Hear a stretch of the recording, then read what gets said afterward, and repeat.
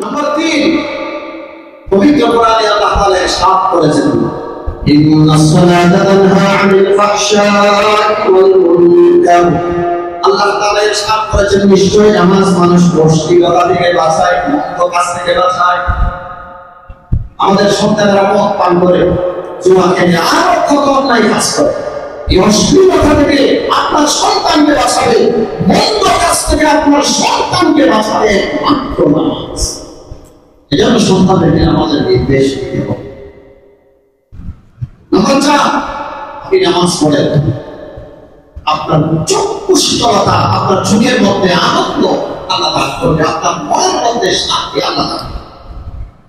এজন্য হাদিসে আছে আল্লাহ রাসূল সাল্লাল্লাহু আলাইহি ওয়াসাল্লাম ইরশাদ করেছেন, ওয়াজুইলাত কুররাতু আইনি ফিস সালাহ। আল্লাহ রাসূল বলেন, নামাজের মধ্যে আমার চক্ষু শীতলতা দান করা হয়েছে। নামাজ পড়লে আমার চক্ষু জুড়ে যাবে। আরেক হাদিসে আছে আল্লাহ রাসূল হযরত বেলালকে বলেন, বেলাল আযান দাও, ওয়াইনা ফিস সালাহ। নামাজের মাধ্যমে আমার আল্লাহর কাছে শান্তি চাই, আল্লাহ অন্তরে প্রশান্তি দান করবে। নামাজের মাধ্যমে বেলাল আযান দাও, খাবার দাও। নামাজ পড়লে মানুষের অন্তরে শান্তি আসে। বাস্তবেও যারা নামাজি বান্দা, এরা যদি নামাজ আশা করা তো দূরের কথা, একটু সময়ের চেয়ে দেরিতে পড়লেও তাদের অন্তরে চটপট আরম্ভ হয়ে যায়, নামাজ আরম্ভ হয়ে যায় তাদের অন্তরে। আমাদেরকে সেই রকম নিন্দা প্রচেষ্টা করতে হওয়া কঠিন। অথচ আমাদের কিছু বাইরে এমন আছে, দিনের পর দিন, রাতের পর রাত নামাজ চলে যাচ্ছে, মাসের পর মাস চলে যাচ্ছে, আমাদের কোনো খবর নেই। জুমার দিন অনেক কষ্ট করে আমরা মসজিদে আসি। অনেক বাইরে এমন আছে যে মা বাবারা খেটে খেটে তাদেরকে মসজিদে পাঠায়, আর এরা মসজিদে বসে গরু ধরে মিটিংয়ে বসে। আল্লাহ আমাদেরকে হেফাজত করেন। তাই ভাই, কোন জায়গায় আপনি এসেছেন, কার পেয়ে আপনি এসেছেন, আপনি যে গরু ধরে মিটিং করতেছেন, আপনার কি একটু ভয় লাগে? আপনার কি একটু লজ্জা নেই? এটা কি আপনার ঘর? এটা আপনার বাবার ঘর? একসাথে বসে মিটিং করতেছি আমরা নামাজের সময়, খুতবার সময়। এই আলোচনাগুলো তো অনেকবার হয়েছে। আমাদের চট্টগ্রামে একটা কথা আছে, যে না বুঝে মনে মনে কারে বোঝাই পারে। মনে মনে যদি আপনি না বুঝেন, এটা মুসলমানের সন্তান। নিজে নিজে যদি না বুঝেন, সারাদিন সারা বছর ওয়াজ করে আর লাভটা হবে বিনাশে কয়েক বছর ধরে ওয়াজ করে যাচ্ছে। আল্লাহর মসজিদে এটা ইহতিরাম আছে, এটা সম্মান আছে। যতক্ষণ ওয়াজ করি, যতক্ষণ হয়তো এই জুমা থেকে একটু বললাম, আজকে হয়তো কিছুটা একটু শান্ত থাকবে, আগামী জুমা থেকে আবার আসবে। আল্লাহ রাসূল সাল্লাল্লাহু আলাইহি ওয়াসাল্লাম ইরশাদ করেছেন, কোনো মানুষ যদি ঘরে ওযু করে মসজিদে যদি আসে, পুনরায় করে যাওয়া পর্যন্ত সেই নামাজে থাকে। তার মানে নামাজ পড়ার সওয়াব আল্লাহ তাকে দান করেন। আর আপনি গল্প করে, মোবাইল টিপে করে নিজের আমলটাকে বরবাদ করছেন। আল্লাহ সবাইকে বুঝার তৌফিক দান করেন।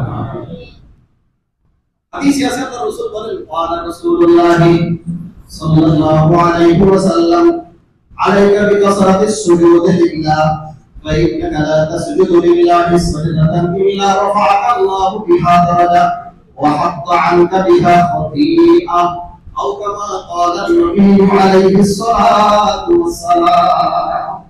নামাজের আরেক উপকারিতা, নামাজ পড়লে আল্লাহ তাআলা আপনার মর্যাদা বৃদ্ধি করে। সাহাবী রাসূলুল্লাহ সাল্লাল্লাহু আলাইহি ওয়াসাল্লামের কাছে আসলে আল্লাহ রাসূলের কাছে কিছু আমলের প্রশ্ন করেন। আল্লাহ, ইয়া রাসূলুল্লাহ, আমাকে কিছু আমল শিক্ষা দেন। আল্লাহ রাসূল বলেন, আলাইকা বিকাসরাতিস সুজুদি লিল্লাহ, আল্লাহকে রাজি খুশি করার জন্য বেশি বেশি করে সিজদা করো, তারপরে নামাজ বেশি পড়ো। আর তোমার প্রত্যেক সিজদার বদলাতে আল্লাহ তাআলা তোমার একটি পাপ মোচন করে দিবে, মাফ করে দিবে, এবং জান্নাতে তোমার মর্যাদা একাস্ত হবে। ফরজ নামাজ তো বাধ্যতামূলক, এগুলো তো আদায় করতে হবে। সাথে সাথে সুন্নতে মুআক্কাদা, সুন্নতে জায়েদা যেগুলো আছে, আমরা এগুলোও পড়ার চেষ্টা করব। এক সাহাবীর নাম হলো রাবিয়া রাদিয়াল্লাহু তাআলা। উনি বলেন, আমি মুহাম্মদ রাসূলুল্লাহ সাল্লাল্লাহু আলাইহি ওয়াসাল্লামের খেদমত করতাম, রাতে আল্লাহ রাসূলের সাথে থাকতাম, রাসূলের প্রয়োজনীয় জিনিস আমি নবীজির সাথে উপস্থিত করতাম। একদিন নবীজি আমাকে বললেন, রবিআ সাল, তোমার কিছু লাগলে আমাকে বলো। রবিআ সাল, তোমার কিছু লাগলে আমার কাছে চাও। কি লাগবে? তিনি বলেন, ইয়া রাসূলুল্লাহ, আমি একটা জিনিস চাই, সেটা হলো মুরাফাকাতা ফিল জান্নাহ, আপনার সাথে জান্নাতে থাকতে চাই। আর আমরা হলে বলতাম, আমার কিছু 3 লাগবে, আমার কিছু চাল লাগবে, কিছু ডাল লাগবে। আর সাহাবী বলেন, ইয়া রাসূলুল্লাহ, উরিদু মুরাফাকাতা ফিল জান্নাহ, আপনার সাথে জান্নাতে থাকতে চাই। আল্লাহ রাসূল বলেন, আওয়া গায়রা যালিক, এটা ছাড়া কিছু আছে কিনা বলো। আওয়া গায়রা যালিক, আমার সাথে জান্নাতে তোমার থাকতে মনে চাই, এটা ছাড়া কোনো কিছু আছে কিনা বলো। সাহাবী বললেন, হুয়া যাকা ইয়া রাসূলুল্লাহ, আর কোনো ইচ্ছা নেই, একটা আমার আপনার সাথে জান্নাতে। আল্লাহ রাসূল এই কথা বলেননি, তুমি এতদিন পর্যন্ত আমার খেদমত করতেছো, জান্নাতের দাদা তো তোমার জন্য, জান্নাতের দরজা তোমার জন্য উন্মুক্ত, এই কথা বলেন।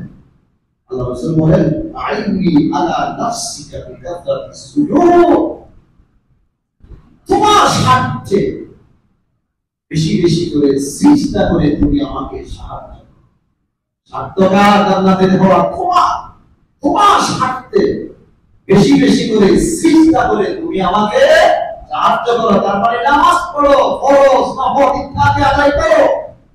এগুলো করলে আমি সুপারিশ করতে পারবো, এগুলো করলে আমি সুপারিশ করতে পারবো। আমার খাদেম, সেই হিসেবে আমি তোমাকে আইনা জান্নাতে নিয়ে যাব, কষ্টিন কালেও সম্ভব না। আল্লাহুম্মা আইনি আলা যিকরিকা ওয়া শুকরিকা ওয়া হুসনি ইবাদাতিক। আল্লাহ পাক রব্বুল আলামিন প্রত্যেক নামাজের পরে দোয়া আমাদেরকে পড়ার তৌফিক দান করেন। আল্লাহ আপনার নিয়ামত ভোগ করে শুকর আদায় করার তৌফিক দান করেন, সুন্দর ইবাদতের তৌফিক দান করেন। আল্লাহুম্মা আইনি আলা যিকরিকা, বেশি বেশি করে আপনার জিকির করার তৌফিক দান। আর অনেক উপকারিতা আছে নামাজের সময় সংক্ষিপ্ততার কারণে এখানে শেষ করছি, বাকি আলোচনা করব ইনশাআল্লাহ আগামী শুক্রবারে করব। ওয়া আখিরু দাওয়ানা আলহামদুলিল্লাহি রাব্বিল আলামিন।